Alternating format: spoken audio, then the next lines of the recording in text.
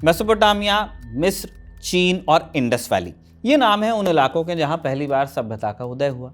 इनमें से एक बाकी तीन से अलग है। कौन सी? इंडस वैली सिविलाइजेशन, या जिसे हम सिंधु घाटी सभ्यता के नाम से जानते हैं। 10 लाख स्क्वायर किलोमीटर एरिया में फैली इस 4000 साल पुराने सभ्यता से जुड़ा एक सवाल है जो करंट टाइम के सबसे बड़े रहस्यों में से एक है।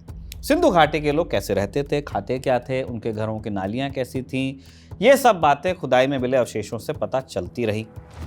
लेकिन सिंधु घाटी सभ्यता में किस भाषा का इस्तेमाल होता था, ये नहीं पता चला। इस एक सवाल का जवाब अगर आप खोज सकें तो आपको $1 मिलियन यानी लगभग 8.5 करोड़ रुपए का इनाम मिल जाएगा। यह ऐलान किया है तमिलनाडु के मुख्यमंत्री MK स्टालिन ने। इस सवाल पर हालांकि सिर्फ $1 मिलियन ही दांव पर नहीं है। इस एक सवाल का जवाब देने वाला व्यक्ति शायद आधुनिक समय का सबसे मशहूर व्यक्ति बन जाएगा।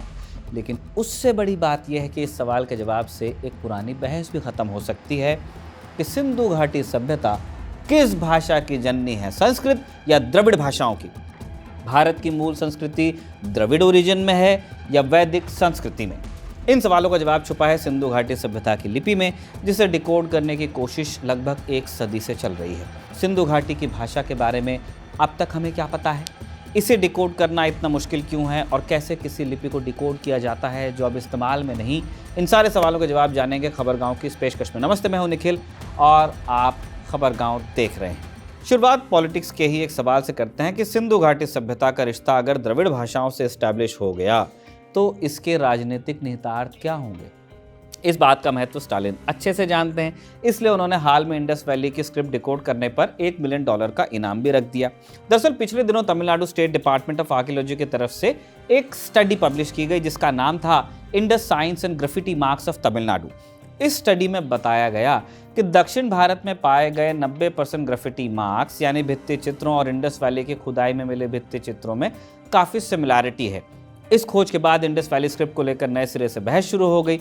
कुछ विद्वान मानते हैं कि इंडस वैली की भाषा संस्कृत का ही पुराना रूप है, जबकि कुछ इसे द्रविड़ भाषाओं का ओरिजिन मानते हैं। असलियत क्या है, इस सवाल का जवाब जानने के लिए हमें समझना पड़ेगा पहले कि किसी भाषा या लिपि को डिकोड कैसे करते हैं, और इसका जवाब भी राजनीति के ही एक किस्से में छुपा है। अगस्त 1972 की बात है, स्वतंत्रता की 25वीं सालगिरह। इस मौके पर तत्कालीन प्रधानमंत्री इंदिरा गांधी ने धरती में एक टाइम कैप्सूल डलवाया, कालपात्र नाम का। इस टाइम कैप्सूल को लाल किले के पास धरती के अंदर डाला गया था ताकि फ्यूचर जनरेशंस जब इसे निकालें तो उन्हें हजारों साल पुराने इतिहास के बारे में पता चल सके।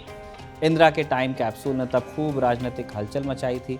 1977 में जनता पार्टी के पावर में आने के बाद इसे खुदवाकर दोबारा निकाला गया, क्योंकि इमरजेंसी के बाद विरोधी बदला लेने के मूड में थे और कईयों को शक था कि इंदिरा ने कैप्सूल में जो दस्तावेज डाले हैं उसमें उनके ही परिवार का बखान होगा।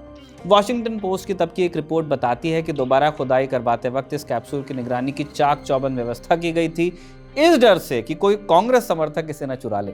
इतना ही नहीं, कैप्सूल को डलवाने में जितना पैसा लगा उससे लगभग 2 गुना इसकी खुदाई में लगा था। एक हिस्सा यूं तो पॉलिटिक्स का हिस्सा है, लेकिन इससे हम भाषा की पेचीदगियां भी समझ सकते हैं। ह्यूमन सभ्यता के नष्ट हो जाने की हालत में कैसे हमारे ज्ञान को भविष्य के लिए बचाया जाएगा, इस सवाल का जवाब खोजने की कई बार कोशिश हुई है। टाइम कैप्सूल भी ऐसी ही एक कोशिश है।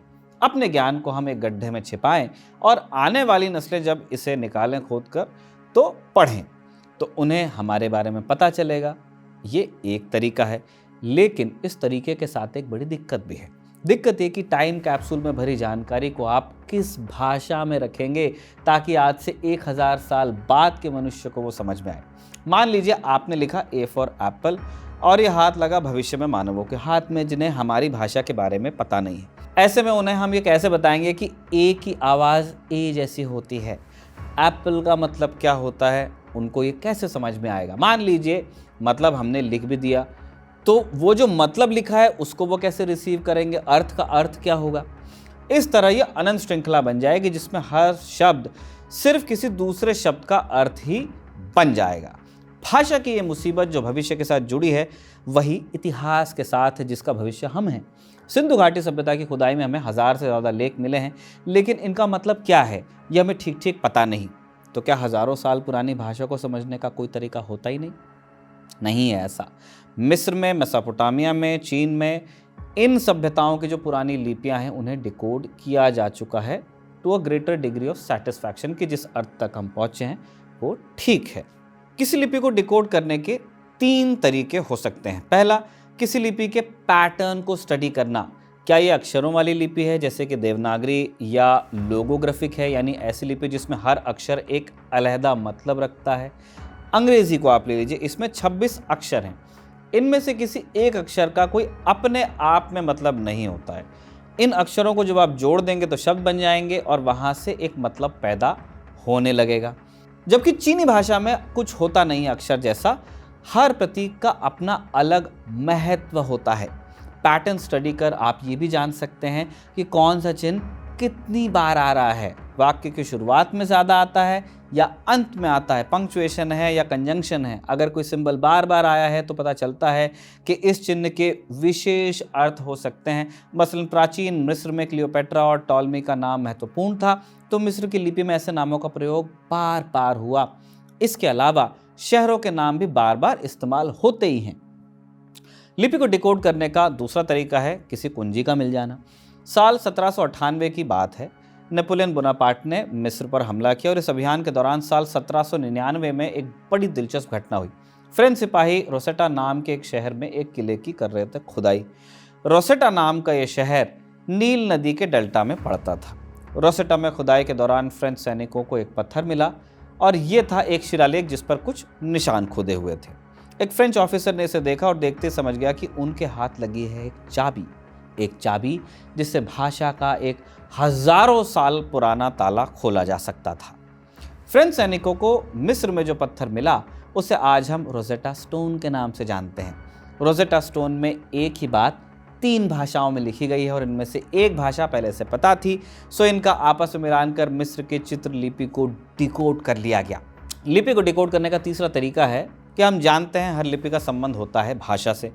मसलन देवनागरी का संबंध मराठी से है, हिंदी से है, संस्कृत आदि भाषाओं से है। तो अगर किसी लिपि का भाषा से क्या संबंध है ये पता चल जाए तो भी लिपि को डिकोड कर सकते हैं। उदाहरण के लिए माया सभ्यता की लिपि का रिलेशन ऐसी भाषा से था जो वर्तमान में इस्तेमाल होती है, लिहाजा दोनों का मिलान किया गया, लिपि भी डिकोड अपने आप हो गई। अब ये 3 तरीके जानने के बाद आप समझ सकते हैं कि सिंधु घाटी की लिपि को डिकोड करना इतना मुश्किल क्यों है। सिंधु घाटी सभ्यता की खुदाई में कुछ मोहरें, कुछ बर्तनें, कुछ धातुएं मिली हैं। इन पर कुछ निशान भी हैं। हर मोहर पर नीचे की तरफ एक जानवर का चित्र है और ऊपर की तरफ कुछ निशान। हर लेख में औसतन 5 चिन्ह हैं और सबसे लंबे टेक्स्ट में 17 यूनिक चिन्ह हैं। इन निशानों को ही सिंधु घाटी सभ्यता की लिपि अभी तक कहा जाता है। इस लिपि को डिकोड करना मुश्किल है क्योंकि ऊपर बताए 3 तरीकों में से एक भी सिंधु लिपि पर आजमाया नहीं जा सकता है। इसका पैटर्न समझना बड़ा मुश्किल है। कई मोहरें ऐसी मिली हैं जिन पर अक्षर बाईं तरफ बड़े चिपका करके लिखे गए। अब ये तब होता है जब आपको लिखने के लिए जगह कम मिलती है और फिर आप अक्षरों को चिपकाने लगते हैं। तो इससे ये अजम्पशन आया कि लिखने का जो तरीका था सिंधु घाटी सभ्यता में दाईं से बाईं तरफ था। लेकिन अगर ये मोहरें ठप्पा लगाने के काम आती होंगी तो हो सकता है ये बाईं से दाईं तरफ लिखी गई हो, क्योंकि ठप्पा लगाने पर मोहर की मिरर इमेज छपती है। पैटर्न स्टडी करने में एक दिक्कत ये भी है कि सिंधु घाटी के राजाओं, प्रमुख लोगों, प्रमुख शहरों के नाम हमें पता नहीं थे जो तब प्रचलन में थे। बाकी तरीकों में रोजेटा स्टोन जैसी कुंजी भी हमारे पास नहीं है। इसके अलावा वर्तमान की किसी भाषा का संबंध सिंधु घाटी से है ये भी पक्का हम जानते नहीं है। लिहाजा सिंधु सभ्यता के लोग किस भाषा, किस लिपि का इस्तेमाल करते थे ये आज भी एक गुत्थी है। सिंधु घाटी लिपि को डिकोड करने के सैकड़ों प्रयास हुए हैं और अलग अलग तरीकों से हमने बताया कि 1 सदी हो चुकी है इन्हीं सारे प्रयासों में। अधिकतर विशेषज्ञों ने तीसरा तरीका अपनाया, यानी भाषा से संबंध जोड़ने की कोशिश की। 2 प्रमुख इसमें मत मिले, एक संस्कृत के पक्ष में और दूसरा द्रविड़ भाषाओं के पक्ष में।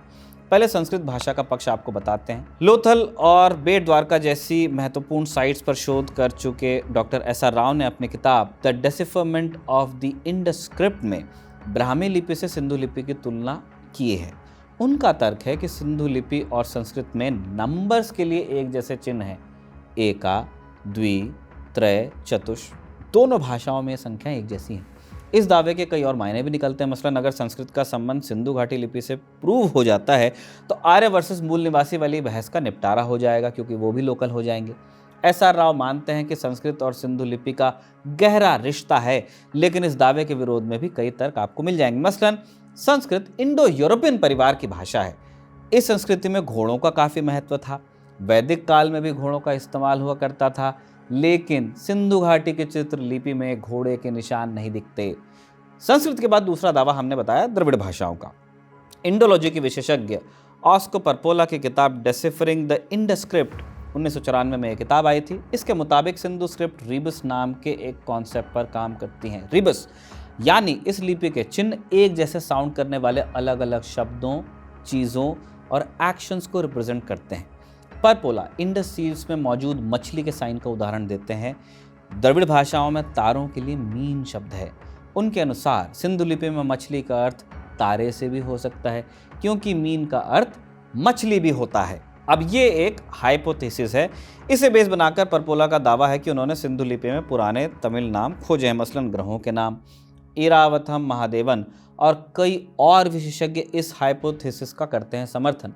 इस सब्जेक्ट पर एक तर्क और दिया जाता है कि ब्राहुई नाम की एक पुरातन द्रविड़ भाषा आज भी बलूचिस्तान में बोली जाती है, इसलिए संभवतः इस इलाके के लोग हजारों साल पहले भी द्रविड़ भाषाओं का इस्तेमाल करते रहे होंगे।